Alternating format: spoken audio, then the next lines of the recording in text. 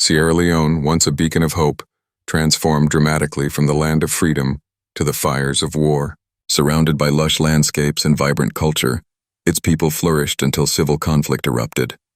Hearts were torn apart and communities shattered. Yet, resilience shone through the darkness as the nation began to heal, uniting in a quest for peace and rebuilding the future together. Did you know that there's a country in West Africa once known as the Land of the Free? A place envisioned as a sanctuary for freed slaves, a land of promise and liberty.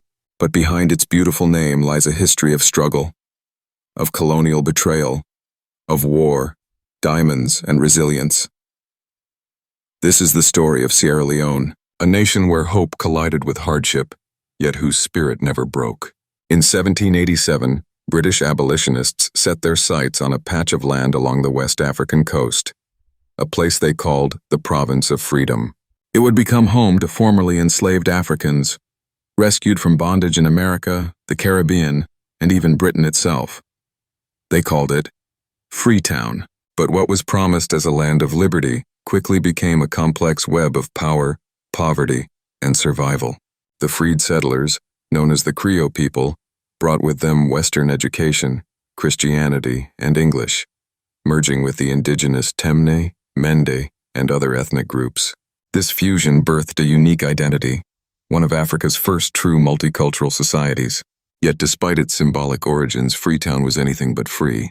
In 1808, Sierra Leone was declared a British Crown colony.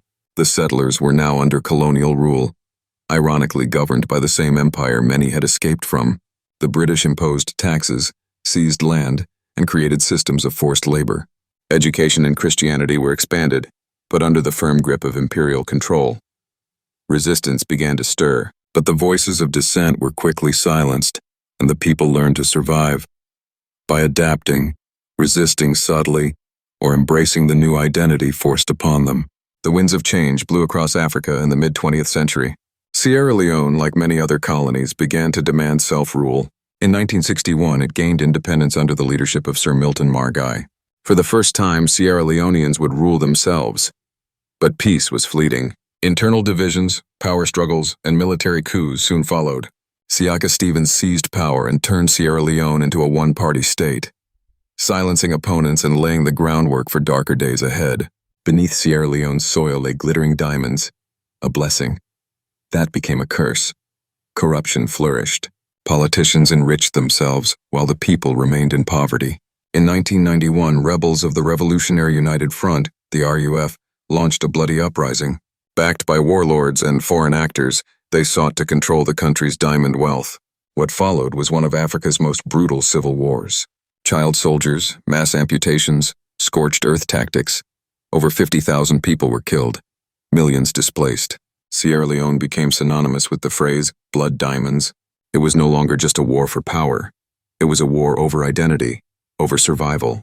After more than a decade of conflict, peace finally came in 2002. Aided by the United Nations, regional forces, and a resilient civilian population. The war left scars, both visible and invisible. But slowly, Sierra Leone began to rebuild. The youth led the way, through music, film, literature, and activism. The Creole language thrived, uniting people from diverse backgrounds. The scars remain, but so too does the spirit of hope. Today, Sierra Leone still grapples with poverty, infrastructure gaps, and political challenges. But it also stands as a testament to endurance. From the ashes of war, it has risen, not without pain, but with promise. A country where history walks beside the future, where the past is remembered, not to dwell, but to rebuild. Sierra Leone is more than just a land of diamonds or a tale of war. It is a story of freedom, a journey of identity, a nation that, despite everything, still dreams.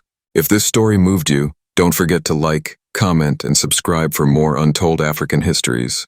Let's continue uncovering the forgotten legacies of our continent. Subscribe for more African history stories.